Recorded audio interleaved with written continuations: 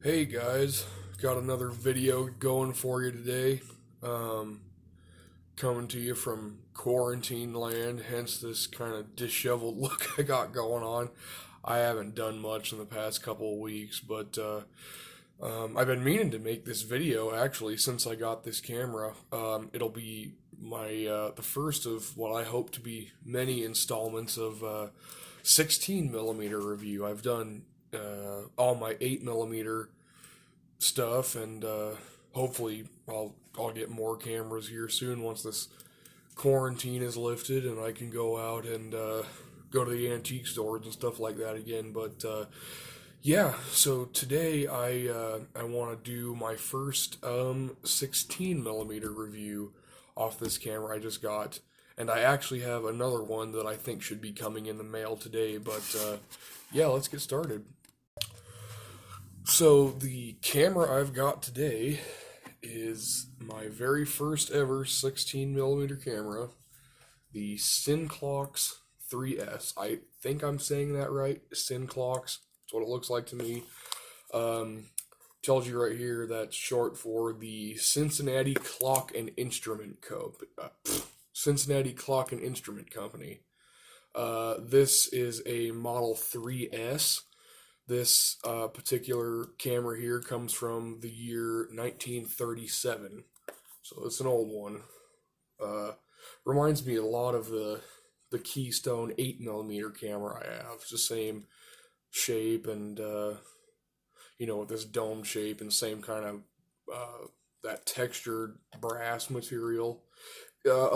This one kind of seems painted though. It seems it has a smoother texture to it. It's enameled or something here on top the metal. This is a pretty cool camera. It's got a couple different functions. It's got a projection playback speed, so you can set it here if you want it to play back in slow motion, or you can set it here if you want it to be in high speed. There's your footage counter. You can manipulate that here with this knob. Key style wind kind of reminds me of the Keystone K36 8 millimeter camera. It's a really nice wind. It's a good strong wind. You can actually get like 45 seconds of video off of this.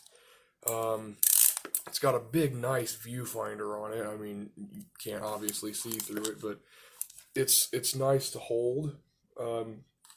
Despite being so large and clunky, that's kind of when I got it, I wasn't prepared for the massive. I mean, I wasn't ready for it, and I took it out of the box, and I was like, wow. I mean, that's a sturdy camera. It's heavy, but despite that, it's got such a nice viewfinder that it makes it worthwhile. It doesn't have a tiny little viewfinder like a lot of these older cameras do that you'll find. So that makes it really nice for getting, especially for panning and stuff like that. You get a lot. You can really put up a lot in the screen when you play it back. And 16 millimeter is twice the size of 8 millimeter, so it projects a much larger image. The resolution's a lot better. It's just an all around a really good camera, and it takes 16 millimeter film, which basically just looks like uncut 8 millimeter film, 16 inches wide. The sprocket holes are a little farther apart and bigger. They're different size than standard 8 millimeter. So I'll just say right off the bat, because people have asked me, no, you cannot just use 8 millimeter film uncut in a 16 millimeter camera. The sprocket holes are different sizes. You run into a lot of stuff like double or single sprockets, which I'll get into in a second as soon as we dig inside this thing. But yeah, I'll get into all that once we get into this camera. There's not much more to show you on the outside. This has goes down to an f2.5. It's just a revolving aperture lens like that. No, so not like the Keystone Capri, where you turn it and set it. You actually can crank this one down, and work it a little nicer. So, yeah, let's look inside of this thing. Well, here's your interior. It's not unlike a lot of older cameras. You know, you got your empty spool and your film gate, and I mean, honestly, it's like an 8mm camera except bigger. It's it's literally like using 8mm with one less step. You don't have to turn the film in this one. You just shoot it, and when it's done, it's done. You used up that roll. Now, luckily, this one actually has a mostly intact um, diagram on the inside of it of where to put your film. It even has this little red mark here, which corresponds to the red mark in the camera to tell you where to make your loops. And the looping for these older cameras especially is really important, because if you have the loops in your film, it keeps it kind of slack so that your film isn't pulling and ripping and jamming and stuff like that. So let's flip this around and I'll show. So our inside just looks pretty typical for a normal camera. It's like 8mm, except, you know, bigger because it's 16. So before we get into the loading, it's important to understand, and this is important for when you order a camera or you're buying film, you need to know if it is a double sprocket or a single sprocket. Cameras this old, like this is from 1937, so like the first generation kind of 16mm cameras, they're usually always going to be double sprocket. That's just how film was back then. Some of the ones in the 40s and 50s, and they were single sprockets. And all that means is that if you look down here at your sprocket, there are two... Pepper is just going nuts over here. What are you doing? There are two rows of teeth, so you have a top row and a bottom row. And what that corresponds with is, this is double sprocket film. It has holes on both sides. Now, single sprocket film, you know, obviously will only have the sprockets on one side. So when you're on eBay or Etsy or at the antique store or wherever, you need to first look inside your camera and see if it's double or single, so you know how to run your film, what kind of film to buy, so on and so forth. Now, I have heard but not personally experienced that a double sprocket camera cannot run single sprocket film, but a single sprocket camera can run double sprocket film. So that's just something to keep in mind. You need to know your sprockets and if they're going to match up with the film you want to buy. So let's get into it. 16mm film comes on a roll like this. Just looks like kind of like regular 8mm film before they cut and splice it. So what we're going to do with this camera is we're going to look at this diagram. This helped me a lot when I first got it.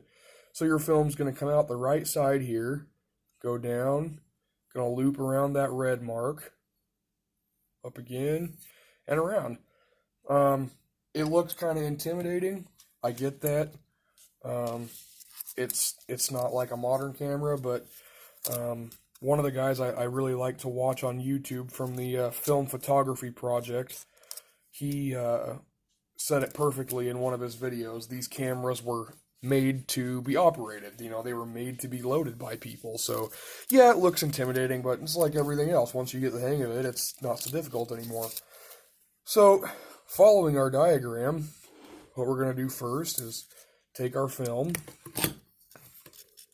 put our full reel up here. Come on now. Seems like I always stick my foot in my mouth and, oh look, it's so easy, and then here I am struggling with it. No, it's not that hard at all. So then we're going to go around this sprocket here. This is the only tricky part, getting it in, finagling it around all this stuff. So there it goes in the sprocket. Now we're going to take it up, put it through the film gate, and we're going to make a loop. This red mark is going to correspond to where the curvature of your loop goes. And these loops are very important with these cameras, because what it does is the slack keeps the film from getting ripped and torn when it goes through the film mechanisms. It gives it a little wiggle room, basically, so it's not tugging and pulling and dragging against the sharp objects. And so it's the same down here. We're just gonna use this mark to find our bottom loop. Gonna make our bottom loop. Give it another run if you're paranoid like me and want to make sure it worked good. Now we're gonna take a take-up spool. We're gonna slip our film through the spool holder dealio on here. Get it all wound up. I'm gonna give it a run to make sure it's going right. Looks good to me. Let's put our cover back on. And, like these cameras that have this manually, do not forget to reset your film counter. These come in 100-foot rolls. So we're going to set our thing to 0 here. And I like to run it till like about 3.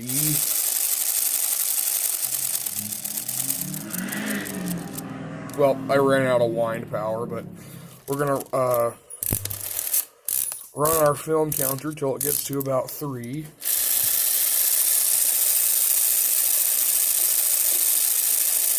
There we go. Now you should be ready to shoot. And I said in my Keystone videos, I think both of, or all my videos, about that you can't really, you got to take this information here on the exposure chart, you got to kind of take that with a grain of salt, and I found out why. And basically what it is film nowadays is manufactured with a much higher ISO than film back in the day. Now, just real quick, because I think I'm running short on time here, ISO is the speed at which film captures light. So, higher ISO captures light quicker and is better for darker areas, while a lower ISO captures it slower and is better for really bright areas. This film in here that I get on out of the Film Photography Project, you can look them up, fantastic place. This particular black and white reversal 16mm film is a ISO of 50. Typically ISOs back in the day on these cameras was about a 10. So if you follow the diagram on these cameras, you're going to really overexpose your film and it'll be bleached out, and when you project it, you'll just see some really bright shapes moving around. Your best bet is to get a good light meter and try that. That works the best because you can set your ISO. This cat is going insane. You can set your ISO and your shutter speed and everything, and you can really make that exposure customized to your conditions and what you need. So yeah, that's the conclusion. Thanks for watching. This is the Cinklox 3S 16mm camera. Thanks for watching, and I'll see you in the next video.